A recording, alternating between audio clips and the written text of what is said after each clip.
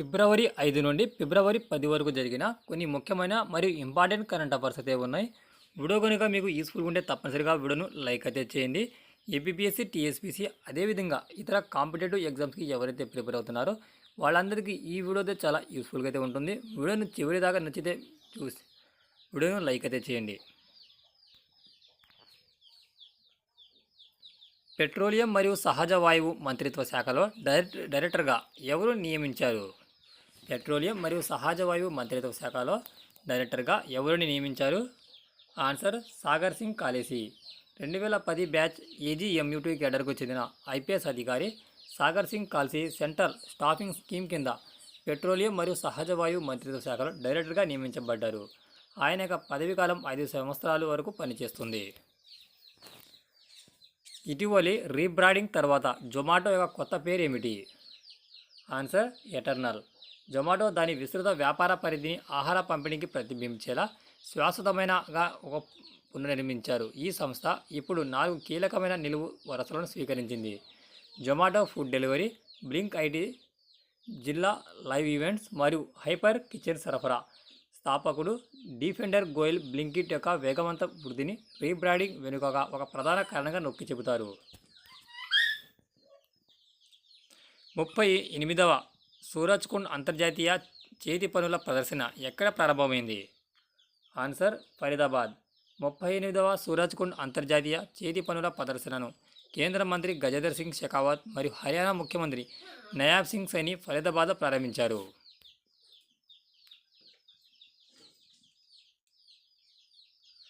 ఇటీవల ఏ దేశం తన మొదటి డ్రోన్ మరియు హెలికాప్టర్ లాంచింగ్ షిప్ షాహిద్ బెహిష్టిని తన రెవల్యూషనరీ గార్డ్ నౌకాదళంలో చేర్చింది?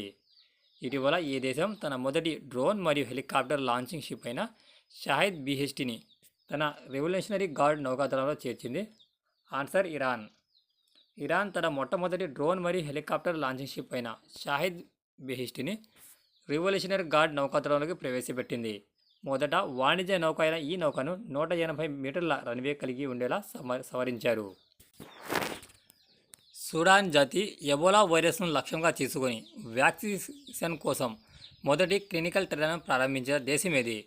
సూడాన్ జాతి ఎబోలా వైరస్ను లక్ష్యంగా చేసుకొని వ్యాక్సిన్ కోసం మొదటి క్లినికల్ ట్రయల్స్ను ప్రారంభించిన దేశం ఏది? Answer Uganda.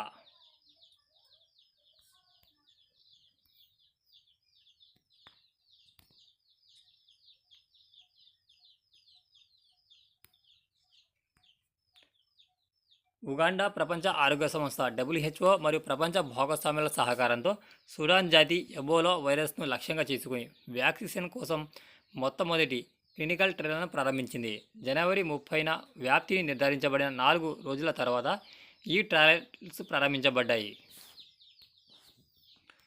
కౌమార బాలికల సంక్షేమం కోసం నిర్భయ ఖదీ, మై గెల్లా జియా మరియు వీరంగ యోజన వంటి కార్యక్రమాలను ప్రారంభించిన రాష్ట్రం ఏది? కౌమార బాలికల సంక్షేమం కోసం నిర్భయ ఖదీ, మై గెల్లా జియా మరియు వీరంగన యోజన వంటి కార్యక్రమాలను ప్రారంభించిన రాష్ట్రం ఏది? ఆన్సర్ ఒరిస్సా. కౌమార బాలికల సంక్షేమానికి మద్దతుగా ఒడిశా బేటీ బచావో బేటీ పడావో పథకం కింద కీలక కార్యక్రమాలను ప్రవేశపెట్టింది. నిర్భయ ఖదీ, మై గెల్లా జియా మరియు వీరంగ యోజన వంటి కార్యక్రమాలను బాల్య వివాహాలు నివారించడం, లింగ ఆధారిత వివక్షను పరిష్కరించడం మరియు యువతలలో ఆత్మవిశ్వాసాన్ని పెంపొందించడంపై దృష్టి సారించాయి. 10వ అరుణాచల్ ఫిల్మ్ ఫెస్టివల్ ఎక్కడ ప్రారంభమైంది? ఆన్సర్ ఈటానగర్. ఈటానగర్లోని TNG సినిమాలో 10వ అరుణాచల్ ఫిల్మ్ ఫెస్టివల్ను మంత్రి పిడి సోనా ప్రారంభించారు.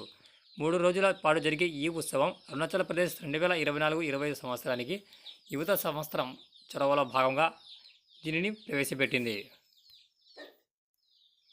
బిమ్స్టెక్ యూత్ సమ్మిట్ 2025 ఏ నగరంలో జరగబోతుంది? ఆన్సర్ గాంధీనగర్. బిమ్స్టెక్ యువజన సదస్సు 2025 ఫిబ్రవరి 7 నుండి 11 వరకు గుజరాత్లోని గాంధీనగర్లో జరగబోతుంది. ఈ కార్యక్రమం బిమ్స్టెక్ దేశాల యువతలో స్థిరమైన అభివృద్ధి మరియు యువత నేతృత్వంలోని చొరవలపై సంభాషణ పెంపొందించడం ద్వారా సహకారాన్ని పెంపొందించడం లక్ష్యంగా పెట్టుకుంది.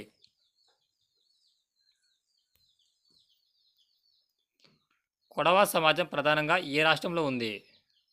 ఆన్సర్ కర్ణాటక. కొడవ సమాజం కర్ణాటకలోని కొడుకు ప్రాంతానికి చెందిన ఒక వివాహ ద్రావిడ జాతి భాషా సమూహం. వారికి ప్రత్యేకమైన సాంస్కృతిక గుర్తింపు ఉంది మరియు భారతదేశంలో లైసెన్స్ లేకుండా తుపాకీలను తీసుకువెళ్ళడానికి అనుమతించబడిన ఏకైక సమాజం కొడవ సమాజం. ఈ కొడవలు తమ వారసత్వాన్ని కాపాడుకోవడానికి రాజ్యాంగ గుర్తింపు మరియు భూమి రక్షణ కోరుతున్నారు. వారు కొడవ మాట్లాడే జనాభాలో 60% పైగా ఉన్నారు. జల్ జీవన్ మిషన్ను ఏ సంవత్సరం వరకు కేంద్ర ప్రభుత్వం పొడిగించింది? ఆన్సర్ 2028. 2024 నాటికి ప్రతి గ్రామీణ ఇంటికి కుళాయి నీటిని అందించడానికి జల్ జీవన్ మిషన్ను 2019లో కేంద్ర ప్రభుత్వం ప్రారంభించింది.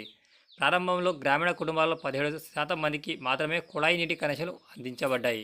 కానీ 2024 నాటికి కవరేజ్ 80%కి పెరిగింది. పూర్తి యాక్సెస్ మరియు స్థిరమైన మౌలిక సదుపాయాలను నిర్ధారించడానికి ఈ మిషన్ 2028 సంవత్సరం వరకు కేంద్ర ప్రభుత్వం పొడిగించింది. 2025 ఐసీసీ అండర్-19 మహిళల T20 ప్రపంచ కప్ను ఏ దేశం గెలుచుకుంది? ఆన్సర్ భారతదేశం. మలేషియాలో జరిగిన ఫైనల్లో దక్షిణాఫ్రికాను ఓడించి 2025 ఐసీసీ అండర్-19 మహిళల T20 ప్రపంచ కప్లో భారతదేశం ఛాంపియన్గా అవతరించింది. 2023లో ఇంగ్లాండ్పై తొలి విజయం తర్వాత ఈ విజయం టోర్నమెంట్ చరిత్రలో భారతదేశానికి రెండవ టైటిల్గా నిలిచింది. 2025లో ప్రపంచంలో అతిపెద్ద ఝుమూర్ ఉత్సవాన్ని ఏ రాష్ట్రం నిర్వహించింది? Answer Assam. Advantage Assam 2.0 investment సమ్మిట్కు ముందు మాటగా ఫిబ్రవరి 24, 2025న ప్రపంచంలోని అతిపెద్ద ఝుమూర్ నృత్య ఉత్సవాన్ని అస్సాం నిర్వహించనున్నది. ఈ కార్యక్రమంలో 7,500 మంది పైగా నృత్యకారులు సాంప్రదాయ జానపద నృత్యమైన ఝుమూర్ను ప్రదర్శించడంతో గిన్నీస్ వరల్డ్ రికార్డు సాధించడం లక్ష్యంగా పెట్టుకుంది. సైక్లోన్ 2025 ఉమ్మడి సైనిక విన్యాసంలో భారతదేశంతో కలిసి ఏ దేశం పాల్గొంటుంది? Answer Egypt. భారతదేశం మరియు ఈజిప్ట్ మధ్య ఉమ్మడి సైనిక విన్యాసాలైన సైక్లోన్ 2025ను రాజస్థాన్లోని మహాజన్ ఫీల్డ్ ఫైరింగ్ రేంజ్లో ప్రారంభమైంది. ఈ 14 రోజుల వ్యాయామం రెండు దేశాల ప్రత్యేక దళాల మధ్య రక్షణ సహకారం మరియు పరస్పర సామరస్యాన్ని పెంపొందించడం లక్ష్యంగా పెట్టుకుంది. గ్లోబల్ ఎల్ఈడి గ్రీన్ బిల్డింగ్స్ 2024 ర్యాంకింగ్స్లో భారతదేశం ఎంత స్థానంలో నిలిచింది? గ్లోబల్ ఎల్ఈడి గ్రీన్ బిల్డింగ్స్ 2024 ర్యాంకింగ్స్లో భారతదేశం ఏ స్థానంలో నిలిచింది? ఆన్సర్ 3వ స్థానం. America green building council USGBC global LED green buildings 2024లో భారతదేశం 3వ స్థానాన్ని దక్కించుకుంది. 8.50 మిలియన్ గ్రూప్ చదరపు మీటర్ల గ్రీన్ సర్టిఫైడ్ స్థలాన్ని కవర్ చేసే 370 ప్రాజెక్టులలో 25 మిలియన్లకు పైగా జీఎస్ఎంతో చైనా మొదటి స్థానంలో నిలిచింది. 10 మిలియన్ల జీఎస్ఎంతో కెనడా రెండవ స్థానంలో నిలిచింది. ఎల్ఈడి ఎనర్జీ అండ్ ఎన్విరాన్మెంటల్ డిజైన్లో లీడర్షిప్ సర్టిఫికేషన్ అనేది స్థిరత్వం, ఇంధన సామర్థ్యం మరియు భవనాలలో తగ్గిన కార్బన్ పాదముద్రకు ప్రపంచవ్యాప్తంగా గుర్తింపు పొందిన ప్రమాణం. భారతదేశం యొక్క స్థిరమైన ర్యాంకింగ్ ఆసియా పసిఫిక్ ప్రాంతంలో గ్రీన్ బిల్డింగ్ అభివృద్ధిలో దాని నాయకత్వాన్ని బలోపేతం చేస్తూ పర్యావరణ అనుకూల మౌలిక సదుపాయాలు మరియు స్థిరమైన నిర్మాణం పట్ల పెరుగుతున్న నిబద్ధతను ఇది హైలైట్ చేస్తుంది. 38వ జాతీయ క్రీడల్లో మహిళల 75 కిలోల బాక్సింగ్ విభాగంలో బంగారు పతకాన్ని ఎవరు గెలుచుకున్నారు?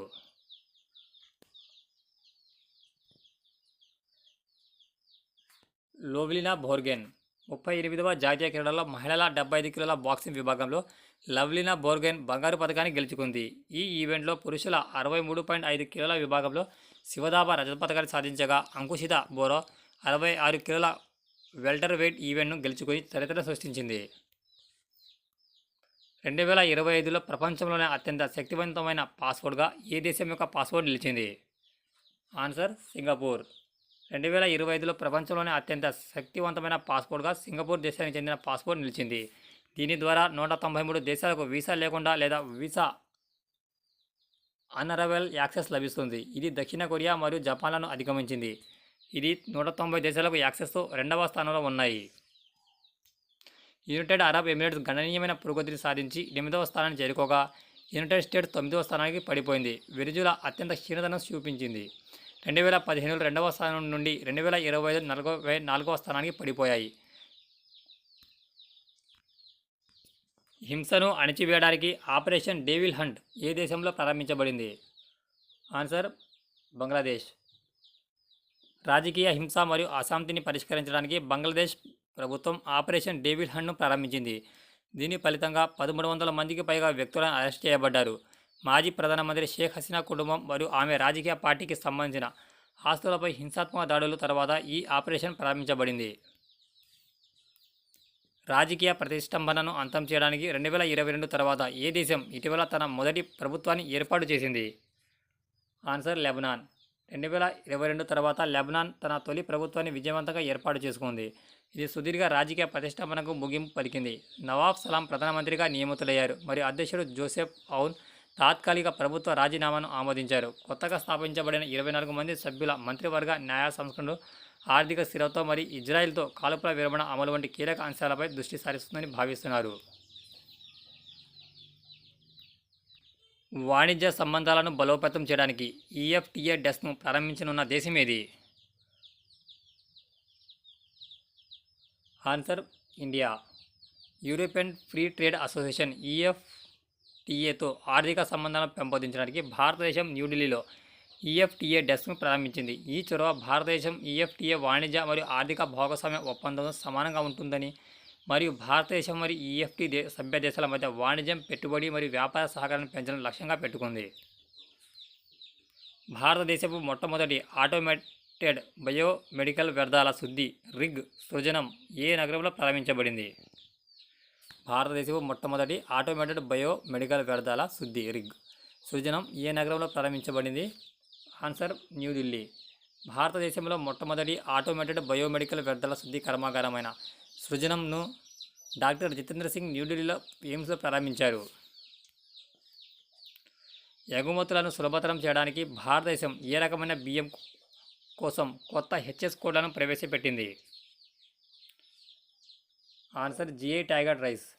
జిఐ గుర్తింపు పొందిన బియ్యం రకాలైన రెడ్ రైస్, బ్లాక్ రైస్ మరియు కలానామాక్ రైస్ ఎగుమతిని సులభతరం చేయడానికి భారతదేశం కొత్త హార్మోనైజ్డ్ సిస్టమ్ కోడ్లను ప్రవేశపెట్టింది. ఈ కోడ్లు ప్రీమియం జిఐ ట్యాగ్ చేయబడిన బియ్యాన్ని సాధారణ నాన్ బాస్మతి బియ్యం నుండి వేరు చేయడానికి సహాయపడతాయి.